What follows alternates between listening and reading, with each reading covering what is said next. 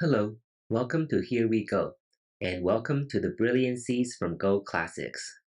Gokyo Shumyo, or the Brilliancies from Go Classics, is a famous collection of 520 problems written by the Japanese player Hayashi Genbi in 1812. This collection offers excellent practice for amateur players. That is why I have decided to walk you through all 520 problems here on my channel. For each problem, please pause the video at the beginning and try solving the problem on your own. After you solve the problem, or if you cannot solve it, you should spend at least 20 minutes on making a serious effort in calculating. Then you may come back to my video for the correct answer and explanation. Gokyo Shumyo is divided into 7 sections.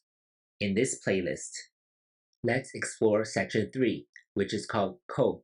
All the questions are for black or white to make a Ko, which gives them a fighting chance to make a living shape or to kill the opponent's group. Knowing how to effectively use the Ko is a relatively advanced but necessary step for beginners. I explained the basics of Ko in a lesson called Go Basics 004, the Ko rule. And I show some examples of making a Ko in a lesson called Capture Race 305 Ko, Capture Race Edition. Many of the problems in this section might be a little challenging for beginners.